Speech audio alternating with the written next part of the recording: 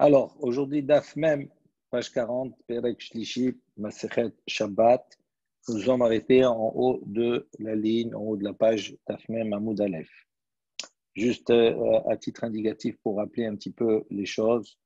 On a vu dans le Daf précédent, la fin du Daf, où on a dit que Rabba Bar Chana a dit au nom de Rabbi Yohanan, Alaha, Rabbi Yehuda. Donc il y avait effectivement trois Tanaïm qui étaient en marloquette, en discussion, et on a évoqué un principe qui était le suivant, à savoir que lorsqu'il y a on a apporté un klal, Kol makom shata motze shnaim chalukim ve'echad machriya, alacha kedivrei hamachriya. Donc on avait évoqué, on avait dit que lorsqu'il y a deux qui sont en discussion, le troisième qui vient, on va dire, faire une pshara, on va dire un compromis entre les deux, là, la fin, elle est comme ce troisième-là. Pourquoi? Parce que, étant donné qu'il dit sur une partie permis, une permis interdit, donc il aura toujours, quand on va faire les comptes à l'arrivée, on suivra toujours la halakha selon la majorité. Donc quand il dit moutard, il s'applique à un qui dit moutard, donc il y a toujours deux contre un, et inversement. Il dit à l'exception d'un cas où on voit que Rabbi Akiva, dans ce cas, à propos de Mikoulé Matlaniot, de ces morceaux de tissu là qui avaient une utilisation peu noble, quand on avait vu précédemment, où Rabbi Akiva était le Machriya, était celui qui est venu en troisième, et pourtant on a dit l'Alakha n'est pas comme lui. Et on a évoqué en fin de DAF précédent que plusieurs raisons. La première raison, pourquoi Rabbi Akiva, on ne suit pas Rabbi Akiva, parce qu'on a dit que c'était le Talmid de Rabbi Eliezer. Donc, comme il était l'élève, donc on ne le suit pas. Et la deuxième raison, c'est parce qu'effectivement, après donc, les propos de Rabbi Akiva, il était revenu et il avait suivi l'opinion de Rabbi Yoshua qui, là-bas, tendait à quelque chose qui était autorisé. Donc on s'est arrêté ici. Donc, on pose la question ici, si on utilise ce principe de déduction, là, comme on a dit, alors en quoi, en vérité, quelle importance cela a-t-il, que ce soit Bichlala ou pas? On avait posé la question, est-ce que l'enseignement il a été apporté d'une manière générale, où on avait déduit la halakha de comme Rabbi Yehuda, ou bien est-ce que c'était dit d'une manière méforeshet, d'une manière explicite? Et on a dit d'une manière générale. Il dit, Michlala hi maï. De toute façon, que ce soit dit de manière générale ou pas, qu'est-ce que ça change? Alors il dit, répond, Dilma, animile bematitin, aval bibraïta lo. On aurait pu dire peut-être qu'à partir de quel moment ce principe-là, quand il y a deux qui sont en marloquette et un troisième qui est makriya, on voit la halakha, elle est comme le troisième. Il dit, on aurait pu penser que cela uniquement dans le cas où c'est enseigné. Dans la Mishnah, c'est dans une Mishnah et c'est dans la même Mishnah. Il dit aval baraïta, mais si c'est quelque chose qui est apporté dans une baraïta, on aurait pu dire que ce principe ne s'applique pas. Et donc c'est pour ça qu'il a apporté ici. Amar les Ana befirouch mi'ale. Il dit non, moi, en fin de compte, je l'ai entendu d'une manière explicite et non pas d'une manière déductive. On passe à autre chose. Itmar, on a enseigné Hamin sheu hamou me'erev Shabbat. Donc de l'eau chaude qui a été cuite, cuite depuis la veille du Shabbat, qu'on a chauffé la veille du Shabbat. Rav Amar, limachar rochet ba'en kol gufo, ever. Ushmoel Amar, lo hetiru lirchot sela panav yada veraglav. Donc on voit qu'il y a une discussion de machloket entre Rav et Shmuel. Rav il dit le lendemain, donc il est autorisé, on peut se laver kol gufo, tout l'ensemble du corps, à part, Rav Amar, limachar rochet ba'en kol gufo, ever. Donc, on peut laver l'ensemble du corps, ever, membre et membre, chaque membre. Ou Shmuel Amar, tandis que Shmuel il dit, lo hitiru, non, l'autorisation de se laver, uniquement l'irchotz et pana, et la pana viada veragab, uniquement son visage, ses mains et ses pieds, mais pas d'autres membres et pas l'ensemble du corps. Donc, il y a une discussion. Mais Tivé, on va objecter ici sur l'opinion de Rav, qui dit qu'on peut se laver tout le corps, ever. Membre par membre. Hamin, donc chez Ucham ou Merev Shabbat, donc il y a un enseignement qui dit de l'eau qui a été chauffée la veille de Shabbat. Les mahal rochetz bahem panav yada veraglav. Donc on voit qu'un autre enseignement, tend à aller selon le sens de Shmuel, où on dit là-bas qu'on a le droit de se laver le lendemain uniquement son visage, ses mains et ses pieds, uniquement ces trois parties du corps. Aval lo kol gufo, mais on n'a pas le droit de laver tout le corps entier. Tioufta de Rav. Il dit voilà, ça c'est une question sur Rav. Amar le Rav, lo kol gufo bebatahat, et là, ever.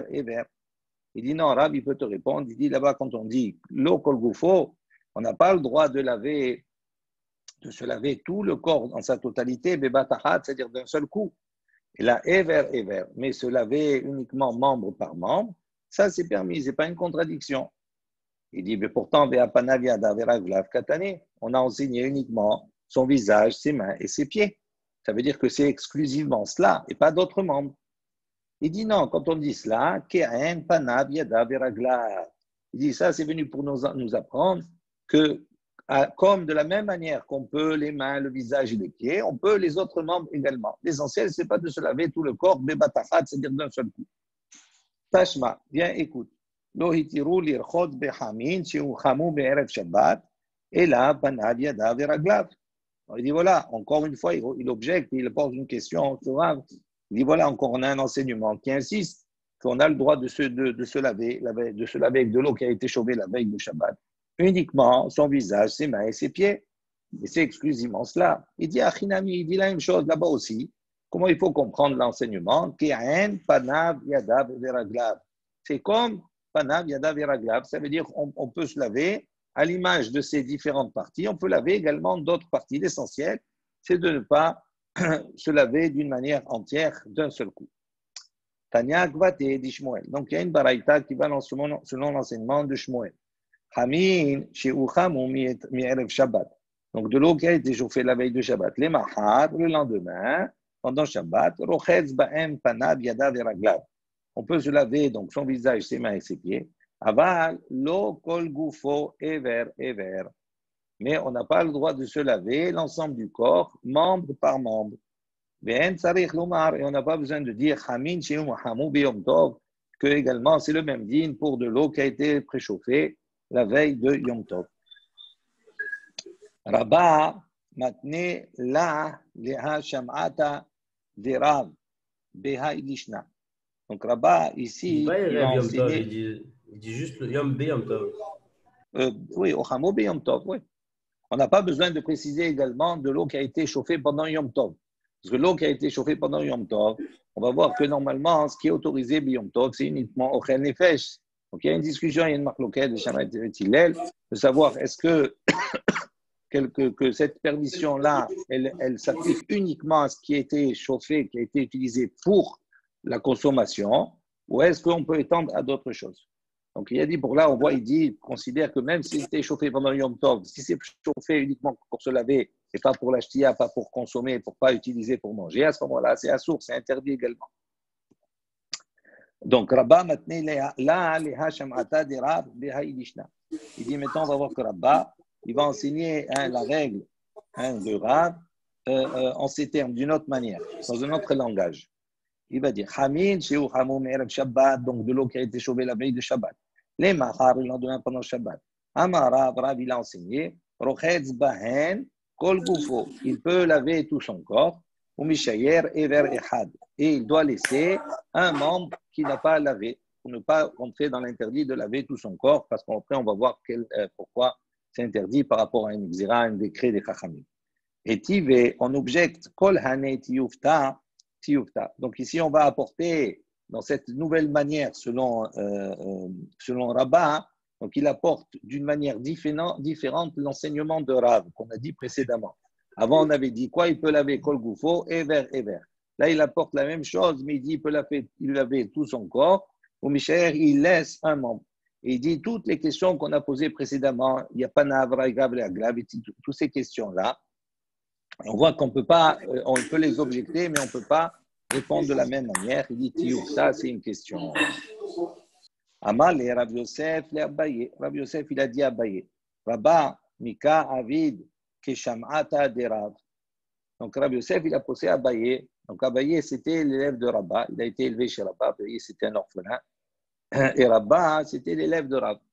Et donc, Rabbi Yosef, il a posé à Abaye, il a dit, est-ce que Rabba, donc ton maître, Mika Avid, Keshamata de Rav, est-ce qu'il faisait comme la halakha de Rav, comme l'enseignement de Rav, qui permet de relaver tout le corps, membre par membre, ou laisser pas tout le membre par membre.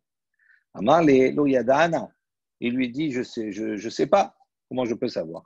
Il dit, Maïti ba'ele, il dit, c'est quoi la question que tu lui poses? Shita de la Avid. Donc, c'est évident qu'il ne faisait pas Abaye, qu'il ne faisait pas comme Rav, que Rabba ne faisait pas comme Rav. Pourquoi? Il dit, Itutav, parce qu'on voit que l'opinion de Rav a été repoussée. Donc, c'est sûr que Rabba, même si c'est son élève, il ne faisait pas comme Rav, puisqu'il avait une opinion qui était repoussée. Alors, il dit, non, peut-être que Rabba, il n'a pas entendu que l'opinion de Rav a été repoussée. Et donc, donc c'est ça la question qu'il pose hier. Est-ce qu'il faisait comme Rav ou pas? Alors, il pose, il dit, s'il n'a pas entendu que Rav, son opinion a été rejetée, donc c'est sûr qu'il faisait comme lui, puisque c'était son maître. Donc, quelle question tu es en train de poser? Pourquoi tu me portes la question comment il faisait? Il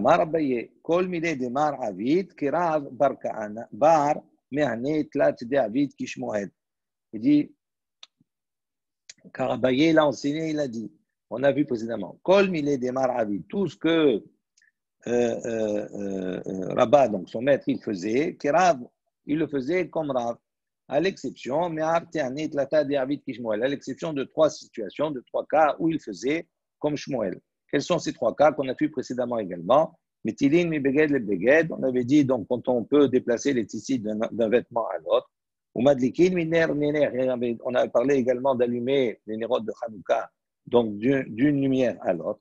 Et Rabbi Shimon, bigrira. Et également, le 3e point, c'est de dire que là, la elle est comme Rabbi Shimon, dans Guérira, c'est-à-dire quand on doit traîner, d'accord, un banc ou une chaise sur un endroit qui crée un sillon, d'accord, là-bas, la halakha, elle est comme lui. Donc, il dit, à part ces 3-là, il faisait comme Rav.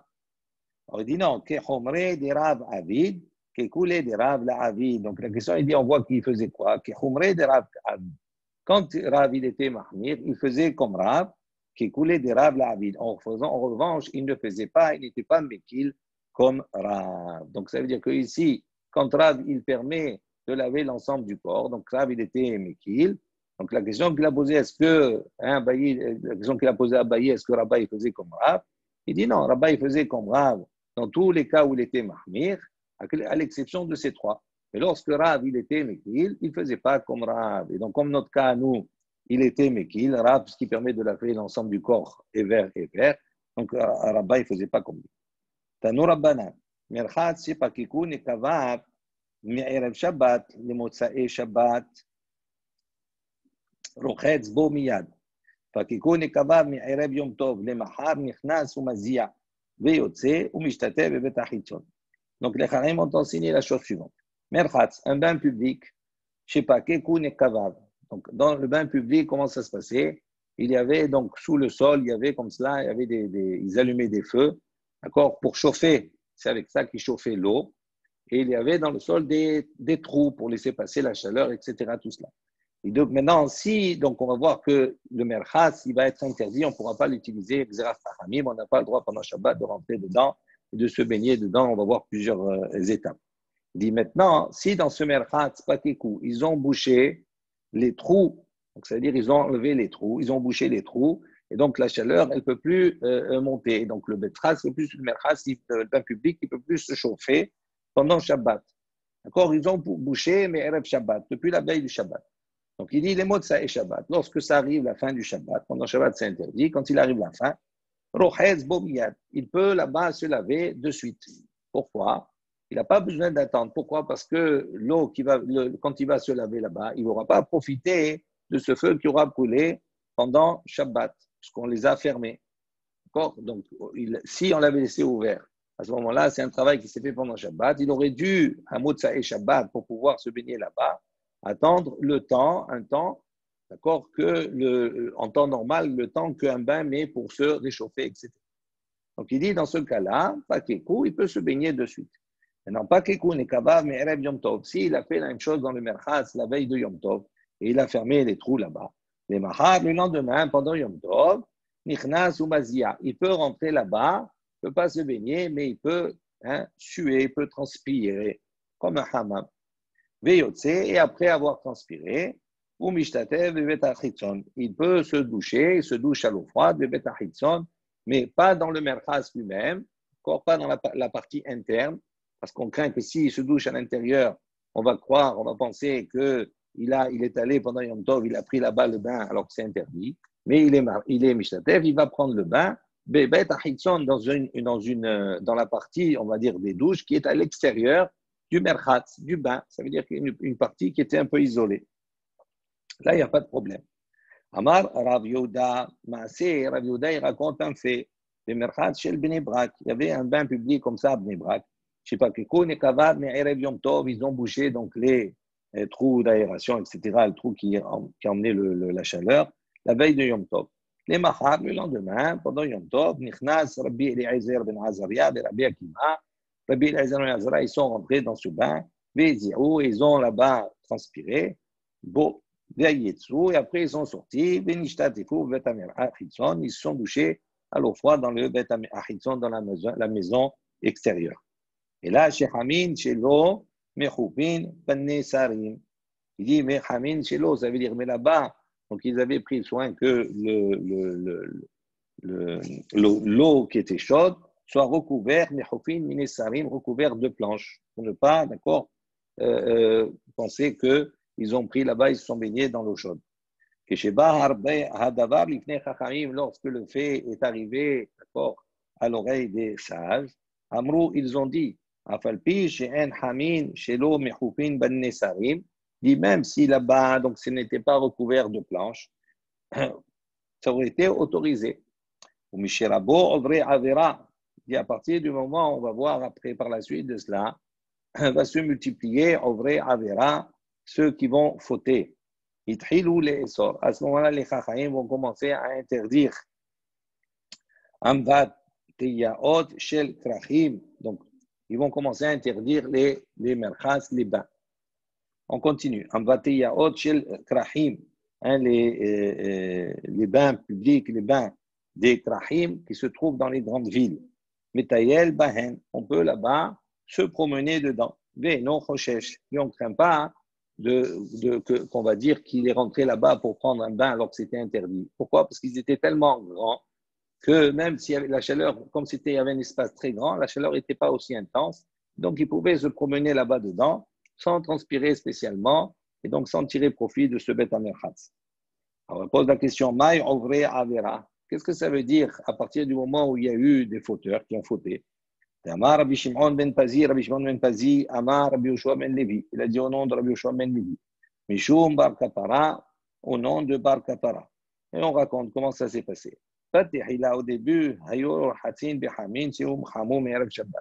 au début, là-bas, donc il se lavait avec de l'eau chaude qui était déjà préchauffée depuis la veille de Shabbat. Donc normalement, il n'y a pas d'issour si c'est chauffé la veille de Shabbat.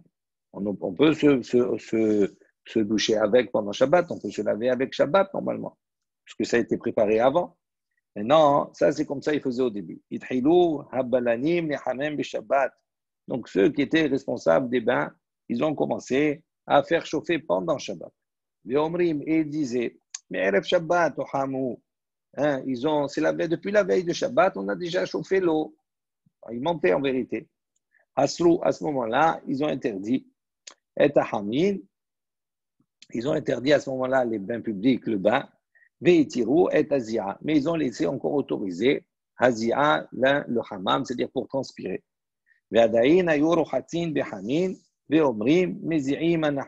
Donc, et comme malgré cela, ils continuaient, ils allaient là-bas se laver dans l'eau chaude, et ils disaient, non, là-bas on est allé pour transpirer uniquement. À ce moment-là, Asrou, les Chachamim, ils leur ont interdit et Azia. Il leur a interdit même là-bas d'aller le hammam, même d'aller se transpirer. Veitiru Hamid Veria. Ils l'ont laissé comme autorisé les eaux thermales de Tveria. Mais après ça, malgré cela, ils ont continué à se laver avec des eaux qui étaient chauffées par le feu. Et ils disaient, non, Tveria, non, c'est lavé avec des eaux thermales de Tveria. À ce moment-là, Asrou Lahen Hamid Tveria. Ils leur ont interdit même les eaux thermales de Tveria. Ve'itiru lahen et atzonen. Et ils leur ont autorisé uniquement et atzonen de se doucher à l'eau froide. Ra'ou she'ena davar omed lahen. Donc ils ont vu après que les Chachamim que c'était une chose qui n'était pas supportable, c'était difficile. Rachid dit, chez l'Oyou Tzibour Yecholim Nekabel, Mitor Sheasvu Lahem et Akol. Il dit, les Chachamim, ils leur ont tout interdit. Donc, une fois qu'ils ont tout interdit, ils se sont aperçus que le Tzibour, ils ne pouvaient pas recevoir, accepter comme ça, qu'on leur enlève tout. C'est comme aujourd'hui, on est confiné, on nous enlève tout. C'est devenu difficile. Donc, eux, ils n'ont pas accepté aussi. Donc, qu'est-ce qu'ils ont fait, les Chachamim? Il ne faut pas être trop rigoureux. À ce moment-là, ils ont rétabli l'autorisation de prendre un bain dans les eaux thermales de Tveria. En revanche, ils ont maintenu l'interdiction de Zéa de transpirer. Donc, ils ont interdit le merhatz, ils ont interdit le bain public, ils ont interdit le hammam, ils ont laissé uniquement le Tveria, les eaux thermales de Tveria et Tzonen, et de se doucher avec de l'eau froide.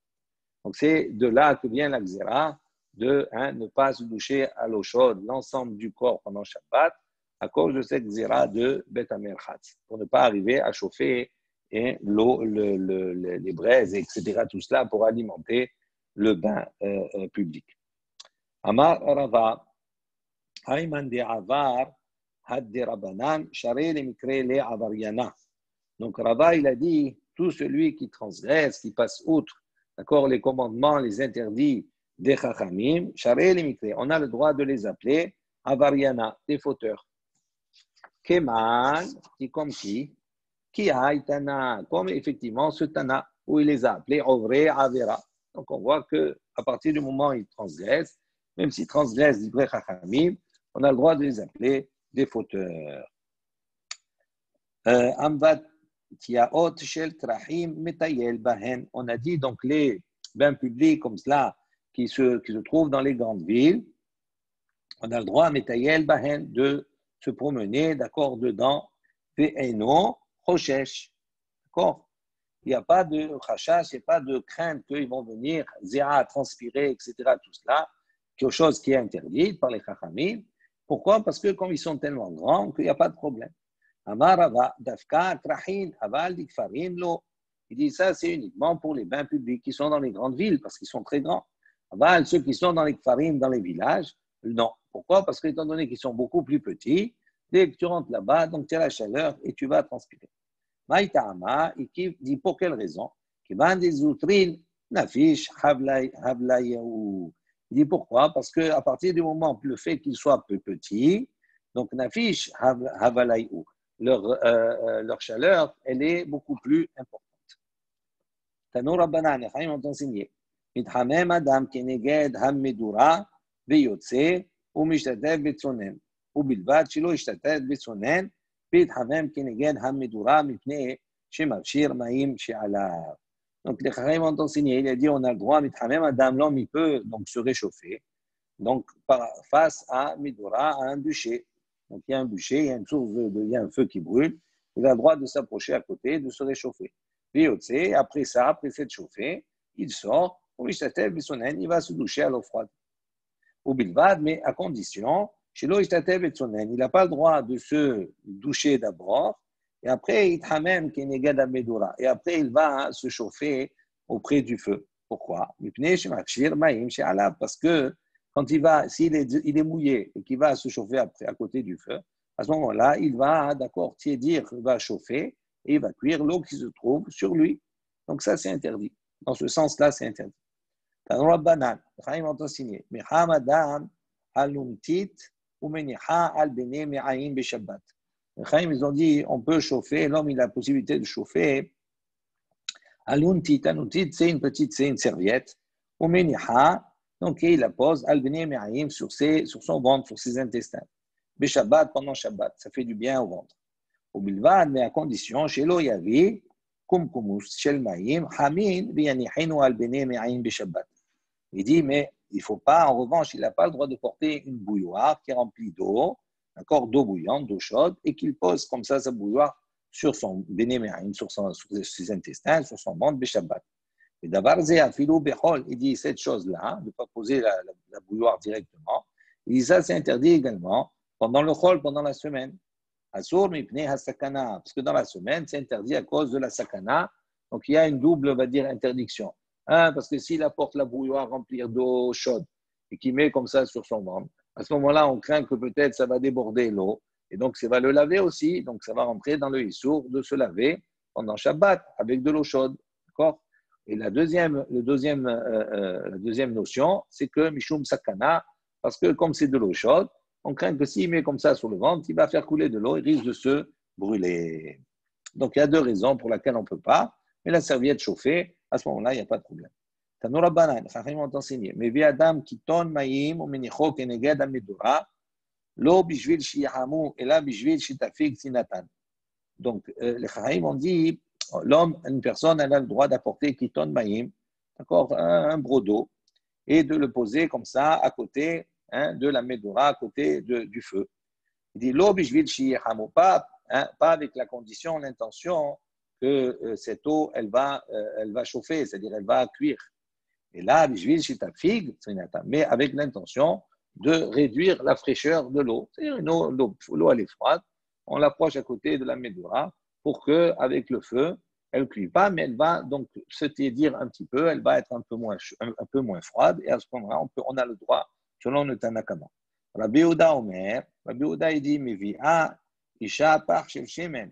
Donc il dit, une femme a le droit d'apporter par shemen un flacon d'huile, ou minichato keneged al-medura, elle peut poser ce flacon d'huile à côté du feu, de la corde de la Médora, lo bishvil shi bashel, shi yevushal, et là bishvil shi yifshor, dit pas avec l'intention de faire cuire cette huile, et là bishvil shi yifshor, mais avec l'intention, d'accord, qu'elle se tiédisse.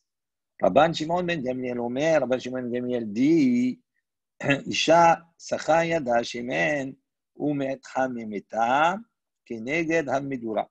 Dit non, Rashbag, il n'est pas d'accord. Il dit on ne peut pas amener comme ça et mettre directement une fiole d'huile comme ça à côté de la Médora parce que ça va être considéré comme cuir. Il dit mais il y a une autre manière de faire. Isha, une femme, elle peut donc se oindre ses mains avec de l'huile. Elle rapporte ses mains de la Médora, d'accord, pour faire chauffer l'huile un peu. Et sacha livna katan. Elle peut à ce moment-là masser, d'accord, son jeune enfant. Et à ce moment-là, il n'y a pas de chachas, il n'y a pas de crainte, d'accord, que cette huile, elle va chauffer, elle va cuire. Et bien, il y a allé où. Donc, on a posé la question, Shemen Mahu, le Tanakama. Il dit, quel est le digne de l'huile pour le Tanakama? Le Tanakama, il s'est exprimé uniquement pour l'eau. Le Tanakama, au début, on a dit, mais vi Adam Kiton Maïn, Menicho Kenyan Amidura, lo bishvil shihamu, et la bishvil shitafig. C'est Nathan, mais on ne sait pas qu'est-ce qu'il pense sur le Shemen. Quelle est l'opinion du Tanakama sur le Shemen? On a vu la marloquette, Rabbi Yehuda et Rashbag. Il dit Rabba, Rabbi Yosef, Amrit Rabbi ou les Hétera. Donc Rabba et Rabbi Yosef, ils disent que le Tanakama, ils sont d'accord tous les deux pour dire que le Tanakama, pour le Shemen, les Hétera, il suit l'opinion, d'accord, qui permet. Rav Nachman bar Yitzhak Amar, tandis que Rav Nachman bar Yitzhak, il dit non, le Tanakama, il a interprété le Tanakama, les Isura. Il dit non, il interdit. Rabba et Rav Yosef de Amrit Arvaïou, les Tera. Dit donc Rabba et Rav Yosef, tous les deux ont dit que le Tanakama, il pense que c'est permis. Pourquoi? Shemen, Hafalpi, Shayat, Soledetbo, Moutar. Il dit parce qu'il pense qu'il n'y a pas de cuisson pour l'huile. C'est quelque chose de particulier. Shemen, une huile, Afalpi, même si Shayat Soledetbo, c'est-à-dire même si elle est arrivée à une température, Yat Soledetbo, c'est la main qui se retire. Ça veut dire à partir du moment où, si on met la main, d'accord, on la retire parce que c'est chaud, d'accord, on ne peut pas supporter. Ça veut dire que ça s'appelle la température de cuisson. Alors maintenant, généralement, il y a une discussion, mais en vérité, à peu près, il y a des khamim qui disent que c'est à peu près 45 degrés. C'est ça, Yad Soledetbo. Donc il dit, c'est shemen, même si elle arrive à cette température-là, qui dans un autre cas serait une température de cuisson, moutar, c'est permis de laisser à côté du feu. Kassavar, Tanakama, donc le Tanakama, il pense, shemen, enbo mishum bishul. Donc il pense que lui, le Tanakama, donc ça c'est selon l'interprétation de Rabbi Yosef, de Rabba et de Rabbi Yosef, qui ont dit que le Tanakama, il va l'hétéra, pour permettre. Donc comment il permet? Parce que lui, il considère qu'il n'y a pas de bichoul, En bo mishum bishul. Pour l'huile, il n'y a pas de notion de bishul. Et donc, c'est pour ça que c'est permis de mettre à côté de la médoura. Et sur ce Rav Yehuda, donc on reprend la marloquette précédente, et sur ce Rav Yehuda, il est venu, les mémars, il a dit, Shemen yeshbo mishum bishul. Shemen, il y a une notion de bishul même pour l'huile. Ve'ifshiro lo ze hu bishulo. D'accord? Mais maintenant, le Rav Yehuda, il considère que le fait de le tiédir, d'accord, de le mettre à côté du feu, ça ne s'appelle pas bichoul, ça ne s'appelle pas cuire. Et donc, c'est pour ça qu'il autorise. Et sur ce, Rabban Shimon ben Gamliel, il est venu, les mémars pour nous enseigner, Shemen, Yeshbo Mishum Bichoul. Il dit, le Shemen, il y a une notion de cuisson. Et quand on le met à côté pour tiédir, ça s'appelle, c'est la cuisson de l'huile, donc ça s'appelle cuire. Donc c'est pour ça que lui, qu'est-ce qu'il a dit, Rashbag? Il a dit, on ne peut pas mettre directement à côté, parce que si on met directement à côté, comme il y a une notion de cuisson pour l'huile, et que mettre à côté comme ça s'appelle cuire. Donc qu'est-ce qu'il a dit? On doit faire cette cuisson, on doit la faire, on va dire, d'une manière détournée. Comment on la fait d'une manière détournée? On met, la femme, la mère, la maman, elle met sur ses mains cette huile, elle s'enduit les mains d'huile, et elle approche les mains comme ça du feu, et après, elle va masser, on va dire, son enfant. Donc ça ne s'appelle pas cuire dans ce moment-là. Donc on a compris, d'après Rabbah et Rabbi Yosef, on a compris la marloquette qui est entre les trois. Rav Nachman bar Yitzchak Amar, Rav Nachman bar Yitzchak qui dit, non, les Isura, lui il dit, non, le Tanakama pense que c'est interdit. Shemen, afalpi, she'en, hayat, soledet bo, asur. Donc lui, il pense que même l'huile qui n'arrive pas à la température, hayat, soledet bo, la température où la main va se retirer, il dit, c'est assour. Même si elle n'arrive pas à cette température-là, c'est interdit. Kassavar, pourquoi il pense Shemen yeshbo mishum bishul, parce que dans l'huile, il y a une notion également de cuisson. Et quand on le fait retirer comme ça, c'est sa cuisson. Donc ça s'appelle cuire. Et sur ce Rav Yehuda, il est venu, il est venu dire donc selon Rabbah, selon Rav Yehuda, donc pardon, selon Rav Nachman bar Yitzchak, donc il relie toute la discussion. Donc Rav Yehuda, il est venu dire quoi? Il a dit ça ne s'appelle pas cuire, d'accord? Le fait de l'approcher à côté comme cela et de le tiédir. Et Rashbag, Rabbi Shimon ben Gamliel, il est venu, il a enseigné les mémars pour dire Shemen yeshbo mishum bishul. Donc l'huile, il y a effectivement une notion de cuisson. Et quand on va le faire tiédir, ça s'appelle cuire. D'accord? Et donc, c'est pour ça qu'il a dit qu'il faut le faire de manière détournée. Rabban Shimon ben Gamliel Aïnou Tanakama, il dit si on dit comme cela, selon l'opinion de Rav Nachman bar Yitzchak, il dit à ce moment-là, on arrive à ce que le Tanakama, Rashbag et Tanakama, ils disent la même chose. Le Tanakama, il a dit c'est interdit, on n'a pas le droit de mettre à côté du feu. Et Rashbag aussi, il a dit c'est interdit, on n'a pas le droit de mettre parce que ça s'appelle cuire. Donc, quelle différence il y a entre les deux? Et Kabenaïou, il dit la différence, la différence, c'est qu'il est ahar yad. Ça veut dire que pour Rashban Shimon ben Gamliel, on peut utiliser cette huile-là, d'accord, même si ça s'appelle cuire, on peut l'utiliser d'une manière détournée, inhabituelle, en mettant sur les mains, etc., tout cela. Tandis que pour le Tanakama, même cette manière-là serait interdite. Amar Rav Yehuda, Amar Shmuel, donc Rav Yehuda, il a dit au nom de Shmuel, Ehad Shemen, Ehad Maïm, Yad Soledet Bo, Asur, En Yad Soledet Bo, Mutar. Donc il a dit, donc Rav Yehuda, il a dit au nom de Shmuel, il dit que ce soit de l'huile, que ce soit de l'eau, Yad Soledet Bo, Asur. Si donc ça arrive à la température où la main se retire, c'est interdit. On a fait un issour. En Yad Soledet Bo, en revanche, si ce n'est pas arrivé à cette température-là, Mutar, c'est permis. Maintenant, comment ça ressemble Yad Soledet Bo? Amar Rahava, Kol Shekereso Shel Tinok Nichvet. Donc, Rahava,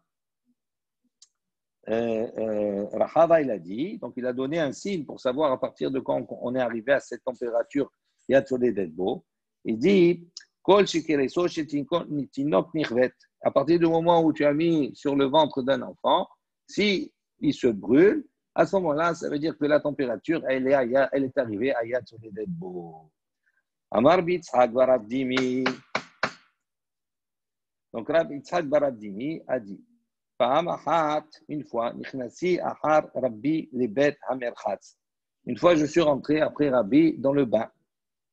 Ubikashti le'aniach lo par shel shemen be'amvate. Et il m'a demandé, donc c'est Rabbi qui a demandé, il lui a dit de poser par shel shemen, donc une fiole d'huile, be'amvate, dans l'eau chaude, dans le bain.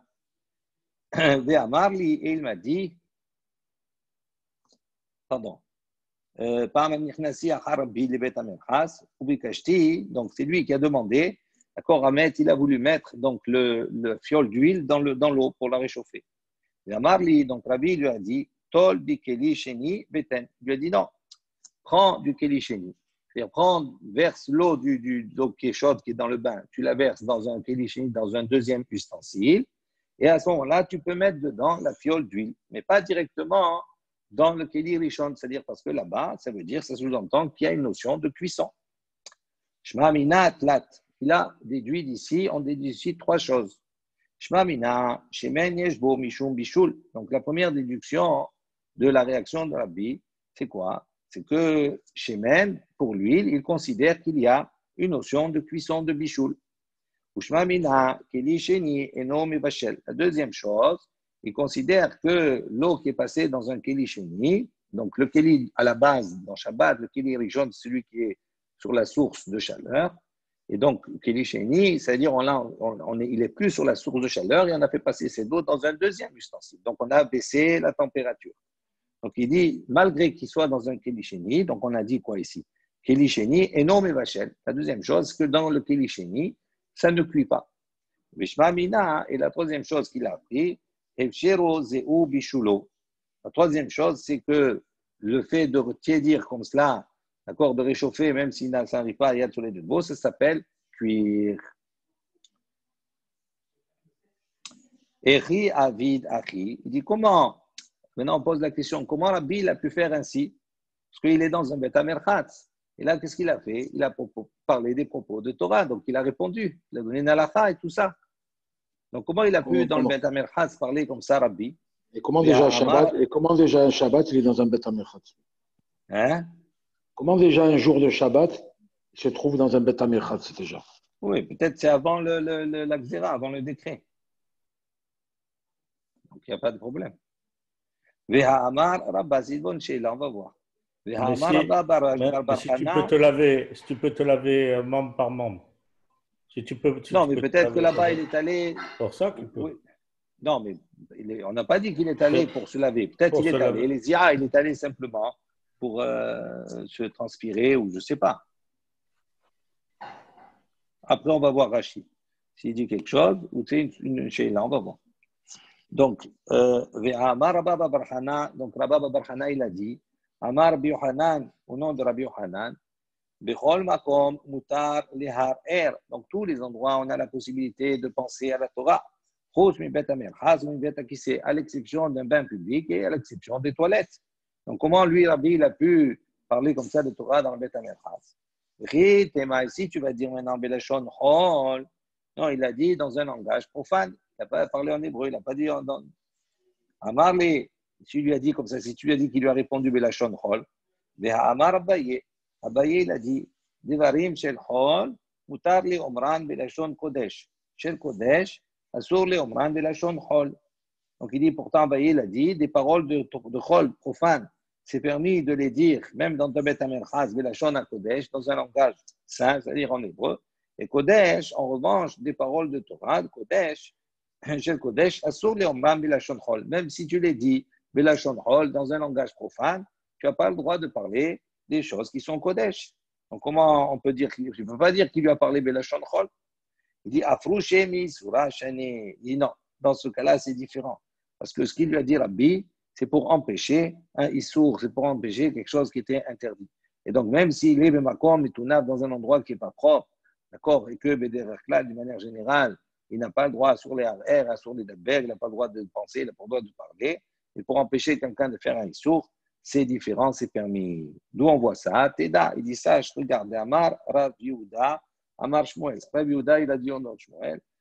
Il y avait une histoire, Betalmido, chez Rabbi Meir, avec l'élève de Rabbi Meir, Shenichnas Aharav le Bet Amerchas, il est rentré après lui dans le bain public. Au Bikesh, il a voulu là-bas, devant Rabbi Meir, il a voulu laver le sol pour lui faire kavod au Rabbi. Ve'amarlo, Rabbi Meir, il lui a dit, En medihin, on n'a pas le droit de laver Shabbat. La sourlo, Karka, il a voulu à ce moment-là faire briller le sol, enduire le sol de parfum, d'huile parfumée, etc., sans qu'il glisse, rien du tout, mais pour le kavod du Rav. Amarlo, il lui a dit, En sachin. Il a dit, non, on n'a pas le droit là-bas de mettre des bons parfums. Alma, afrouché misura, chané. Donc, on voit d'ici quoi? Que pour éviter un interdit, ça c'est permis. Donc, c'est pour ça que Rabbi, il s'est autorisé. Il dit la même chose. Comme pour Rabbi Meir, pour interdire un interdit, pour empêcher un interdit, il a permis de parler. Donc, il dit dans notre cas aussi, avec Rabbi, c'est la même chose. Amar Ravina, Shma Mina. Donc, Ravina, il a dit, on déduit d'ici, on comprend. Pardon. Ravina, ici, il va apporter une quatrième déduction. Donc, on a vu 3 déductions. Maintenant, on va apporter une 4e déduction. Hamevachel behameh tveria beshabbat hayav. Il dit donc la 4e chose. Hamevachel, celui qui cuit donc behameh tveria avec les eaux de Tveria, beshabbat, pendant Shabbat, hayav. Il est hayav. Maintenant, on va essayer de définir il est hayav. Qu'est-ce que ça veut dire il est hayav? Est-ce qu'il est hayav? Il est oraita, donc ça veut dire qu'il est hayav et d'apporter un korban. Comment il est hayav? Il dit le maaseh de Rabbi, voilà, tu vois, la Gemara elle répond, donc, et elle s'est passée après la Gzera de Rava, après le décret. Et il lui a dit, Tol, prends dans le keli sheni et mets dedans. Il dit, Heni, Peha Amar Afrizda, Hamvashel, Behamet Veria, Bishabbat Patour. Donc, qu'est-ce qu'il a voulu répondre dans un premier temps? Il a dit, il est Hayav. Il dit, pourquoi? Pourquoi on a dit qu'il est Hayav? Il dit, parce que le Maaseh de Rabbi, il s'est passé après la Gzera. Donc, ça veut dire qu'il est Hayav, il est Rabbanan, parce qu'il y a une Gzera. Ve'amarle, il lui a dit, Tol Bikli Sheni, Eten. Et pour ça qu'il lui a dit, non, ne mets pas directement dans le Keli Rishon, mais dans le Keli Sheni. Et ni, on objecte, il dit, Ve'amar, Rabhizda, il a dit, Ambachel, Behamed Veria, Beshabbat, Patour. Donc, il dit, celui qui met Vachel, Behamed Veria, Beshabbat, il est Patour. Donc, je m'arrête là juste 1 minute pour répondre à la question de Harry. Tout à l'heure, on a dit quoi? On a dit que l'interdit de Shabbat, de se baigner Shabbat, elle est venue à cause de la Xéra, d'accord? Maintenant, on a vu que dans la Xéra, il y a eu plusieurs Xérot, il y a un décret qui s'est étalé une fois sur les Berhat, après Zia, après on a dit Hamed Veria. Et après, on est revenu, on a permis Hamed Veria. Donc, Rabbi, il n'était pas, même si c'est après la Xéra, après le décret, on voit que ce n'est pas un problème, qu'il a le droit. Pourquoi? Parce que la Xéra des Chachamim n'incluait pas les eaux thermales de Tveria, qui sont revenus sur ça. Ils ont laissé Zia interdit, Merchaz de manière générale interdit, sauf les eaux naturelles de Tveria. Donc, c'était moutard pour Rabbi, il n'y avait pas de problème. En revanche, le issour de cuir, ça, il est toujours pour Shabbat. Donc, nous, on a dit, c'est après la Xéra. Il dit non, pourtant, voilà, on a Rav Chizda, il a enseigné, Ambachel Behamed Veria, celui qui cuit avec Hamed Veria, donc ça veut dire que ce n'est pas avec le feu, il cuit avec des eaux thermales naturelles qui ont chauffé. Il dit Beshabbat, pendant Shabbat, Patour. À Balassour, c'est interdit, mais il n'est pas tour. Il n'est pas capable de porter corban ni rien du tout. Attends, 2 secondes. Juste 2 secondes. Maï Khayab, donc il dit maintenant, qu'est-ce que ça veut dire Khayab qu'on a dit précédemment? Nami de Kamar, Makat Mardout. Il dit le Khayab, pourquoi? À cause du principe Makat Mardout, ça veut dire quoi? Ça veut dire qu'il est frappé parce qu'il ne s'est pas soumis, d'accord, aux paroles des Chachamim. Donc il est Khayab d'avoir transgressé d'Ivrei Chachamim. Oui, je t'écoute. Mais Hamed Veria, il n'est pas tour, mais on a dit hier que Hamed Veria, c'est Toldot Aour, parce qu'il passe par le Gainam. C'est pas l'opinion de tout le monde. Oui, d'accord, d'accord, c'est pas Barour pour tout le monde, quoi, ça. Non, ça c'est une dracha un peu particulière, c'est pour ça qu'il a dit. Mais Hamed Veria, c'est pas Mamash Pour, c'est pas vraiment le feu, ça n'a pas été chauffé de cette manière-là. Ça reste quand même thermal, ça reste quand même naturel. Et pour ceux qui interdiraient, parce qu'ils considéreraient comme cela que ça passe aux portes du Gehinam. Rabbi, juste, tout à l'heure, on avait déduit que de faire tiédir de l'huile, ça revenait à la cuire. Oui, ça veut dire, ça s'appelle cuire, c'est ça cuire. Donc, ça veut dire que là, même s'il fait un kéli-chéni, l'huile, elle va tiédir quand même. Non, parce que c'est ça qu'on a appris. Parce que kéli-chéni, il n'y a pas de bichoul. Parce qu'à partir du moment où on considère, s'il lui a dit prends un kéli-chéni, ça veut dire la chose qu'on a appris de son attitude. Je ne parle pas de la halakha maintenant, non, après c'est complexe, ça dépend des aliments, etc. Mais dans le kéli-chéni, ça ne s'appelle pas bichoul. Quand on dit bichoul, c'est quand on met directement à la hache sur le feu, ou on met dans le kéli rishon qui est sur le feu. Et si on déplace, on met dans le kéli chéni, à partir du moment où tu as mis dans le kéli chéni, ça a baissé la température, et à ce moment-là, ça ne s'appelle pas cuire. Après, ça dépend des aliments. D'accord? Et là, c'est pour ça qu'il lui a dit, ne mets pas directement. Elle t'est dit quand même au final. Non, oui, mais ça ne s'appelle pas cuire. Elle maintient au chaud. Elle maintient au chaud. Ça ne s'appelle pas cuire. Ça ne s'appelle pas cuire dans ce domaine-là. Ça ne s'appelle pas bichou. Bon, mais même dans le cas de l'ambacha, ce n'est pas un bon exemple parce que même dans le klérichon, je n'ai pas mes vachelles dans une ambacha. Hein. Même en non, mais pas parce que là-bas, les ambacha, là-bas, c'était non, c'est pas la même chose que nous. Là-bas, c'était dans la terre, et là-bas, il y avait un feu. Donc, ça veut dire que c'est comme un kéli, oui, d'accord, mais il n'y a pas une température de bichou parce qu'un être humain, il ne rentrerait pas ou sinon. D'accord, mais un être humain, il peut rentrer à plus que 45, hein, je pense. Ça dépend. Ah ouais? Ça dépend des personnes. Ça dépend des personnes. Et des fois, c'est très chaud. Hein. Ah ouais. Bon. Mais même, de toute façon, on va dire, même si c'est comme ça, même si ce n'est pas à Yad Soleil d'Edbo, on a dit pour le Shemen qu'il y avait Bichoul quand même, parce qu'il apporte à côté du Medora. Et on a dit que pour certains, c'était Assour. Amar Bizira, Ana, Hazitel, Rabbi Abaou, Deshad, Membaté. Donc Rabbi Zira, il a dit, j'ai vu là-bas Rabbi Abaou, Deshad, il flottait ou il nageait, Membaté, dans ses eaux thermales, dans la piscine là-bas. Mais lo yad'ana, je ne savais pas, il akar. Je ne sais pas s'il a détaché le pied du sol ou pas, c'est-à-dire s'il flottait ou pas. On va voir qu'il y a un interdit de nager dans un fleuve ou dans la mer, d'accord, pendant Shabbat. Ok, ça c'est Xarat Rachamim, pour ne pas venir à fabriquer, d'accord, une bouée de sauvetage, etc. Tout cela. Et donc il dit là-bas, il était dans l'eau et il ne sait pas si akar la grave ou pas. Il dit, c'est évident qu'il n'a pas enlevé les pieds. Netanya, comme c'est marqué, donc l'homme, il n'a pas le droit, d'accord, de nager, de flotter dans une bricha, dans une bricha, dans une piscine, on va dire, dans un lieu qui est rempli d'eau. Même si cette bricha-là, elle se trouve dans le hatser. Donc il dit, c'est pachout, c'est une halakha. Comment tu peux imaginer qu'il va flotter? Dit la kashia. Il dit non, il n'y a pas de question. C'est-à-dire dans le cas où il n'y a pas de gdoudé, c'est-à-dire il n'y a pas de rebord. Il dit donc dans le cas où il n'y a pas de rebord, à ce moment-là, c'est là où c'est assour. Pourquoi? J'ai dit chez En Sfata Gvoa, chez Yuhami, Amaim, Amukim. Donc il n'y a pas de rebord. Donc ça veut dire que les eaux, elles sont à ce moment-là, les rebords, ils sont plus haut et les eaux elles sont en profondeur. Échelle, c'est chez Safa, chez échelle et Etzel.